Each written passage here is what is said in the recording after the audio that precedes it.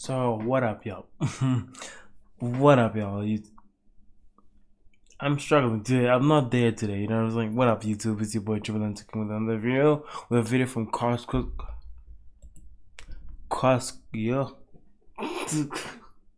Oh man, this is very difficult. This is a tongue twister.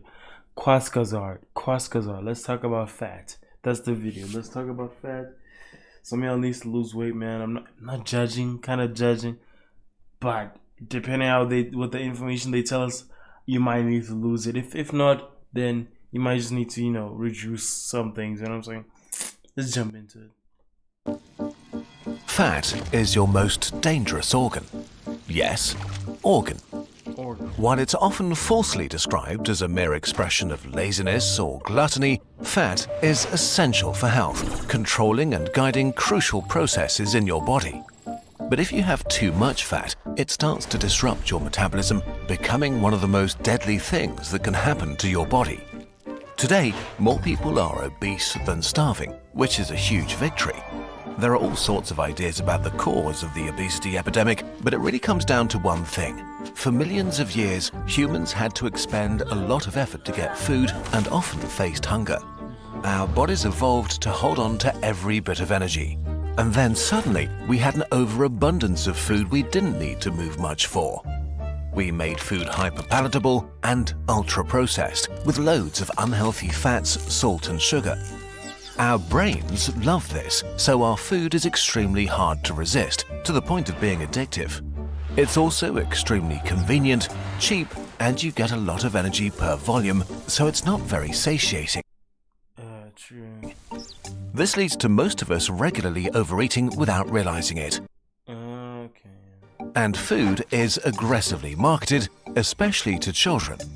Fat comes with a lot of shame and blame, which is pretty unfair in a world full of things that make you feel nice and are available within minutes. Body fat is also often unfairly villainized, but it's crucially important for your health, and if you don't have enough, you can suffer problems from infertility to a weak immune system, fatigue, mental health issues, and osteoporosis. Infidelity? Yeah, true, because it stores important nutrients and backup material if you are not eating for a certain amount of time. So after, like, I don't know, go back to civilization, you gotta find a way to eat again, to replenish. Still, none of this changes Replenish, replenish all the lost fat you stored up. So yeah, is how bad excess fat is for us.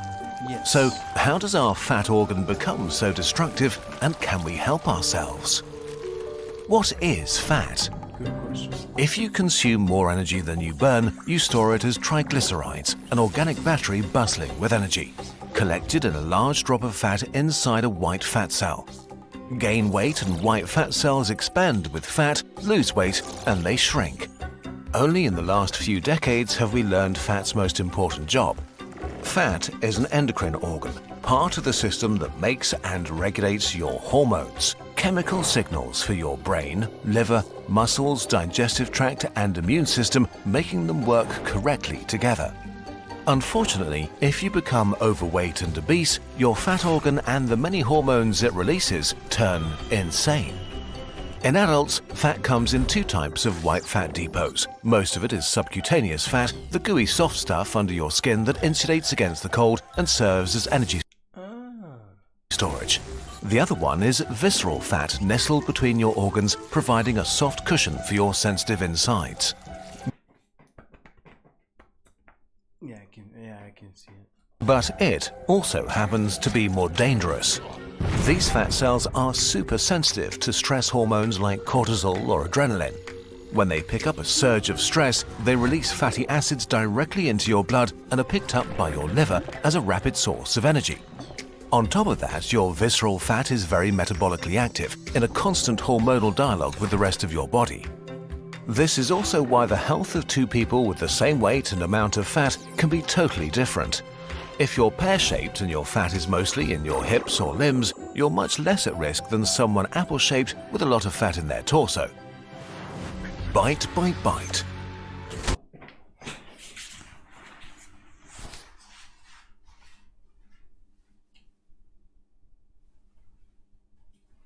Nah, I'll be fine.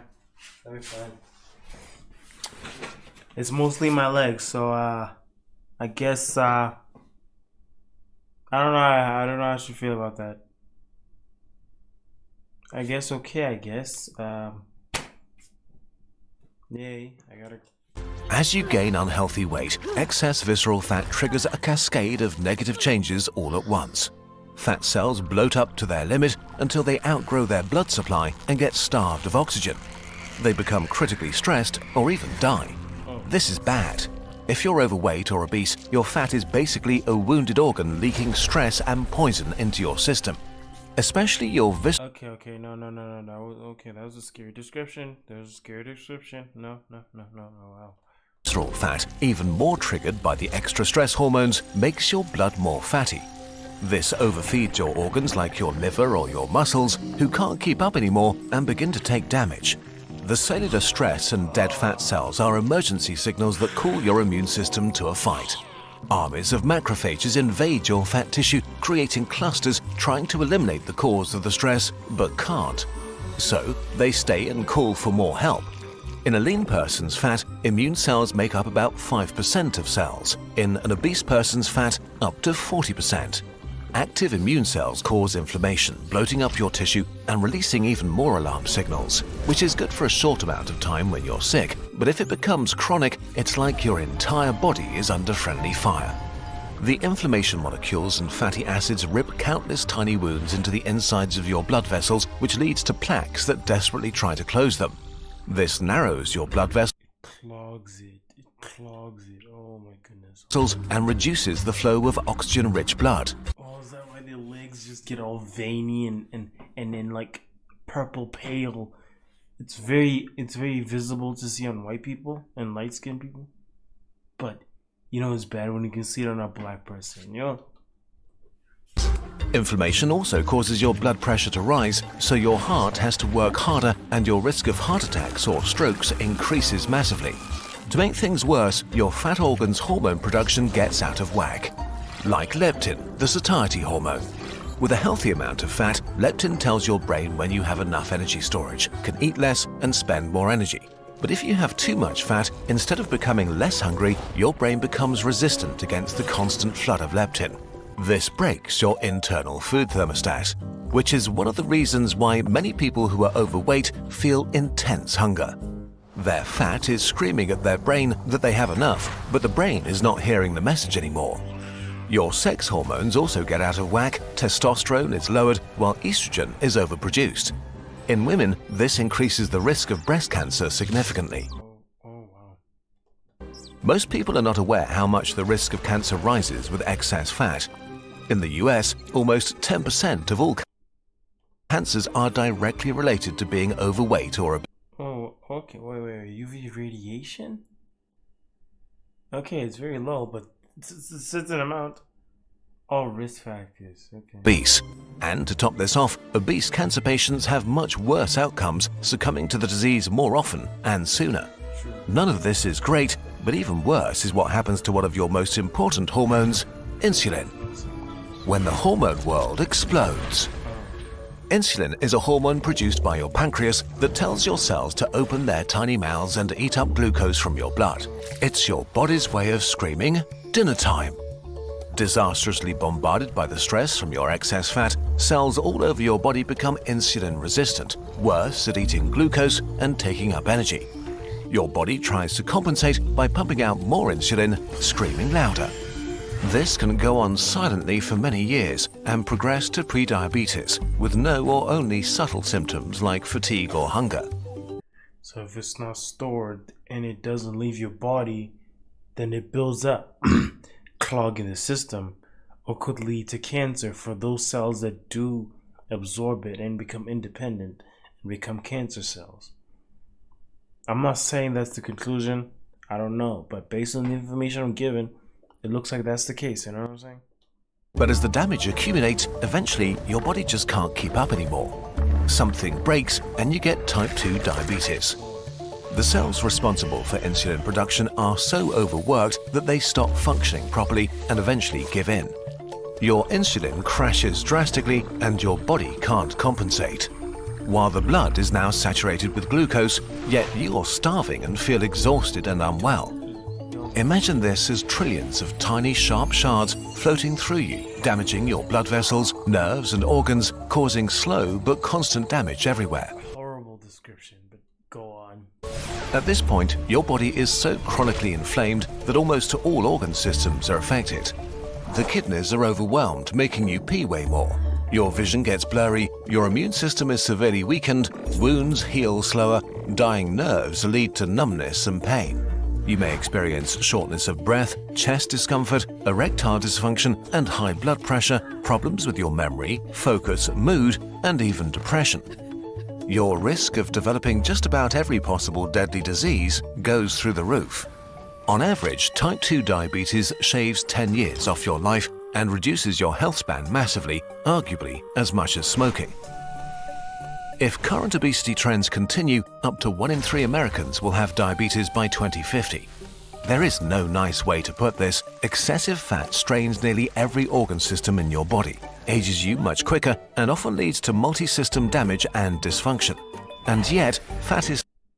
Yeah, true. Sometimes they do look older than they are, even though, yes, their body is being pushed. Oh, no. Still mostly discussed through the lens of aesthetics first and health second. Which is kind of baffling considering that most, if not all, of the toxic effects of your excess fat basically go away as soon as you lose it and start eating a healthy-ish diet. True. That they do sort of go away, the pains, the heavy breathing. Yeah, they sort of do, yes. Once your fat cells contract again, they stop being stressed and your immune What happened to the dead cells? system calms down. The excess blood fat and sugar drops to normal levels and your body recovers. Even if you already have full-blown diabetes type 2, by losing weight you can reverse many of the negative effects and drastically improve your health and lifespan. So, if you've been waiting for a push to get started, now is the time. Feeding your body nutritious food keeps it healthy. The same goes for what you feed your mind. When you swap mental junk food for a power-packed diet of ideas, Wait, let me check. over 200 Nah, it's advertisement. No. Okay, bro. Look, I'm not asking you to be, I don't know, like, okay, for women. I'm not asking, like, for you to, like, I don't know, turn into a 50 kg woman. 50 kg, 60, let's go with 60. 60 kg, big waist, small body, top half, whatever. I'm like, you're literally not well. I'm trying to put this in a way where I'm not trying to say you must look like a model. It's just that you said everything you need to hear, but I'm just trying to summarize if you didn't catch it, you know what I'm saying? It's like, don't try to look like you're a top 10 out of 10 model. Like, try and make sure you live long enough, you know? Like, because you have too much fat, and because of that fat, you can't detect it that you have too much, so you just keep eating. Oh man, I don't know what to tell you at this point, man. All I can say to you is right now that just stop eating, man. That's all I can say, just stop eating, you know? Okay, no, that eat within the schedule, you know, 3 times a day. If you have to eat more than that, then you gotta eat snacks, you know, healthy snacks. I can't even say healthy because it feels like, what do you mean by healthy, you know? Eesh, I'm not the professional. They do research on this. They said everything that needs to be said. And okay, the part that lost me is that when you lose weight, everything heals. It depends on your age and your genetics and how your immune system is. You know, some people have an autoimmune disease, so the body just attacks itself without knowing that it's attacking itself. So in some cases, losing all that weight could help you, but due to your genetics or the disease you already have, there's no improvement. Sometimes you're literally helping the other your dangerous cells attack you faster. So I don't want to mislead you, just that, but most of the time, and on average, that method works very well.